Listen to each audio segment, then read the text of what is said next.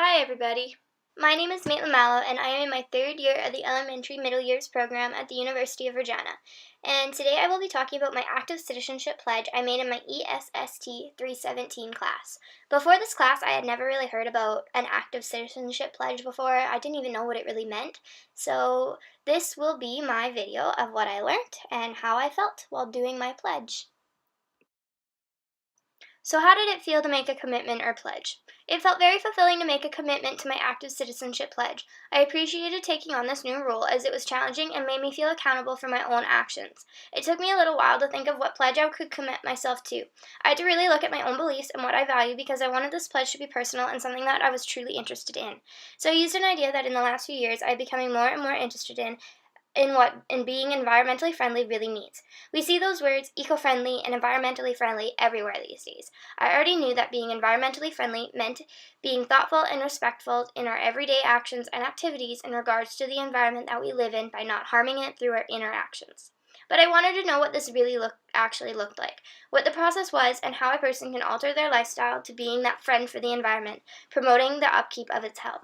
Through my pledge, I have learned that being eco-friendly goes far beyond just turning off the lights when you leave the room or separating your garbage for recycling. It's about changing your perspective and purpose of how you live. So what happened?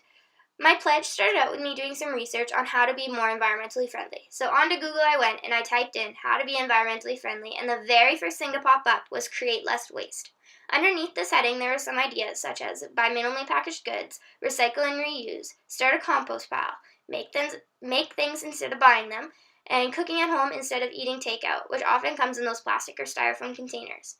When I saw this list, I instantly eyed up the idea of starting a compost pile. At home, we have a sink carburetor, so nearly all of our leftover food goes down that. And when I was at home earlier this semester, my dad and I were pickling carrots. So before we started, I mentioned the idea of composting the carrot peels for the garden. He jumped onto this idea right away and loved it. He has been composting eggshells for the past few years and has just never thought of using other food items as well. So that was one small baby step. It wasn't much, but it was a start to my pledge. I also made an effort to bring my reusable Sobeys bags whenever I went out grocery shopping. After a few weeks, I realized that I could be using the bags for other things as well, like to hold all my summer and spring shoes, or to use me to help carry things to and from home. I knew that this again was another small baby step. My drive home is 294 kilometers, and then another 294 to get back to Regina, so a total of 588 kilometers. And I do this drive nearly every weekend. My vehicle uses around 21.46 liters of gas going from Regina to home, so a total of 42.92 liters of gas going home and then back to the city. That's a lot of gas. That's also a lot of carbon dioxide being put into our environment and atmosphere. So I did a little research. For every 1 liter of gasoline being burned, it produces approximately 2.5 kilograms of CO2, give or take. So my drives home from Regina back to home and then back to the city produces around 107 kilograms of CO2. So now after doing all the math, I am happy that I have been carpooling home the past 2 months of school with friends of mine from the same area that I live at. It might not be much, but it's keeping one more vehicle off the road to produce all that CO2. My shift started to change when I started seeing and reading more about the zero waste lifestyle. I had seen a post on CNN about a woman named Lauren Singer who led a zero waste lifestyle, and for the past 4 years she collected all the trash that she had produced in a 1/16-ounce mason jar. This was so interesting, I thought to myself. So I began to do some quick Googling to see what I could learn about zero waste. So going zero waste is exactly how it sounds. It means to reduce your impact on the environment by creating little to no waste, with waste being defined as any item that can be reused, recycled, or composted, and is therefore sent to a landfill or an incinerator. It is something that is totally possible, but it would be very difficult for me to challenge myself to do and keep myself accountable to that level of commitment that a zero waste lifestyle would need. When I first started learning more and more about that lifestyle, I thought that this would never be realistic for me. But as the weeks went by, I realized that it may not be realistic for me right now, but it doesn't mean that it will never be possible. It is something that is hard and challenging, but everything in life is challenging, and it's just another roadblock to go around and strive past. So how flexible or forgiving was I, and what was the result of my actions? So I am almost too flexible and forgiving with myself when I started taking action at the beginning of my pledge. I would go to the store, completely forgetting my reusable bags, and say, "Oh, next time I will remember them." Well, I wouldn't write this down, so sure enough, the next time didn't happen either. I learned that I needed a constant reminder, so I took my soapy bags out of my room from underneath my bed and put them right beside our front door, so they would be right there before I would walk out the door to go grocery shopping. I also wrote on a sticky note as a reminder and stuck it to the back of the door, so I really had no excuse to forget anymore. So how did practicing being an actively engaged citizen and class member affect my daily interactions in the classroom and beyond?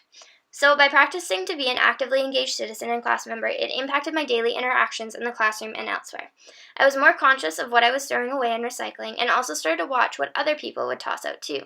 I would encourage my friends and my family to take their plastic water those extra few little steps to throw in the recycling instead of the trash can. And in the ESST classroom, I brought the articles about zero waste into my seminar discussion to bring forward that the idea that even if you don't want to go full zero waste, as it is quite a large commitment, there are some small steps to take in that direction. For my seminar discussion, I also talked about some zero waste and eco-friendly stocking stuffers because it is so close to the holidays. And who doesn't like Christmas? Are you the Grinch? The group I was with seemed so interested and intrigued by some of the stocking stuffers.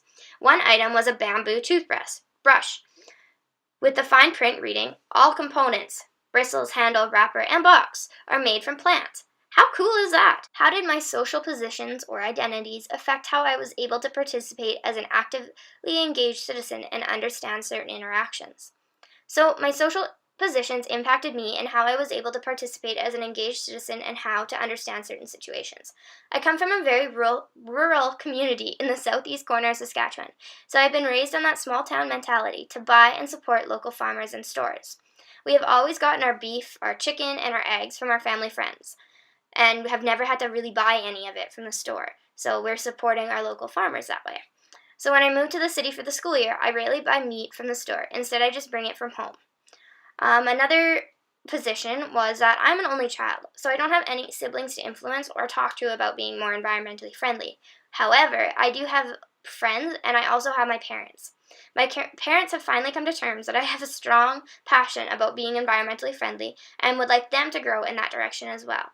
So whenever I come home with some crazy new idea to reuse or upcycle items, they're always willing to try it. So how does this engaged practice contribute to my sense of self? The engaged practice contributed to my sense of self in a positive way. It helped me to learn that I truly am accountable and responsible for my own actions. It also helped me to learn that although some things may seem really small, they lead to much bigger and greater things. I learned that it is important not to give up even when the task seems too daunting or too tedious or boring or like it's not going to actually change anything.